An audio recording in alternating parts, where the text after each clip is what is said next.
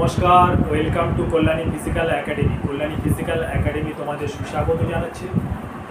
এই মুহূর্তে কল্যাণী ফিজিক্যাল একাডেমিতে নিয়োগ চলছে, অর্থাৎ যারা আর্ট বাহিনীর জন্য বা ডিফেন্স সেক্টরের জন্য বা পুলিশ লাইনের জন্য তোমরা চাকরি পাওয়ার জন্য খুবই আগ্রহী, তারা আসতে পারো কল্যাণী ফিজিক্যাল একাডেমিতে। কল্যাণী ফিজিক্যাল একাডেমিতে সর্বদা এখানে রিটেন, ফিজিক্যাল, মেডিকেল সম্পূর্ণ সুবন্দোবস্ত আছে।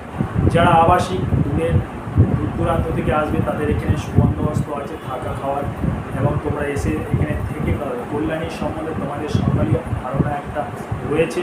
কল্যাণী একটা স্বাস্থ্যকর জায়গা এবং সাংস্কৃতিক মনোভাবাপন্ন মানুষরা এখানে বসবাস করে। এখানে সম্পূর্ণ পড়াশোনার জন্য উপযোগী জায়গা, এবং এই সব কথাগুলি তুমি বুঝতে পারো, আসতে পারো কল্যাণী ফিজিক্যাল একাডেমিতে। কল্যাণী ফিজিক্যাল একাডেমি সর্বদা তোমাদের সুস্বাগত জানাচ্ছে। তবে আমাদের একাডেমির একটাই যে শর্ত, সেটা হচ্ছে যে কেউ আসলে কিন্তু আমরা একাডেমিতে নিয়োগ করি না, কারণ আমাদের একসঙ্গে 1200 ছেলের দরকার নেই। আমাদের 10টা ছেলে হলেই অনেক, কিন্তু 10টা ছেলেকেই পারফেক্ট হতে হবে। অর্থাৎ আমরা যখন নিই, যাকেই নিই না কেন, তাকে সব দিক দিয়ে বিবেচনা করেই নিই।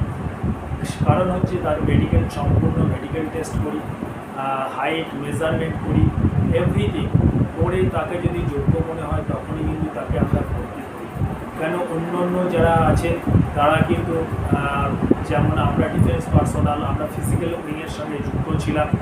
সুতরাং সেই ক্ষেত্রে দাঁড়িয়ে কোনো ছেলেকে অসৎভাবে আমরা কিন্তু এখানে ভর্তি নিই। তার যদি সত্যিই যোগ্যতা থাকে তবেই তাকে ভর্তি নেব, এবং তার অযথা তাকে না হয়রানি করে, না তার পয়সা খরচা করে, না তার বাবার কষ্ট অর্জিত পয়সাকে ধ্বংস করে কোনো কারণেই কল্যাণী ফিজিক্যাল একাডেমি এগুলোকে অ্যাকসেপ্ট করে না। সুতরাং যে যোগ্য, এই লাইনের জন্য যোগ্য, তাকেই আমরা ভর্তি নিই। আমাদের ভর্তি প্রসিডিওর চলছে এখন। যারা আরপিএফে রিটেন টেস্টে উত্তীর্ণ হয়েছে এবং যাদের স্কোর 70-এর উপর, তারা এখন আসছে এবং তাদের ফিজিক্যাল শুরু হয়ে গেছে। হাই জাম্প, লং জাম্প সমস্তটাই চলছে।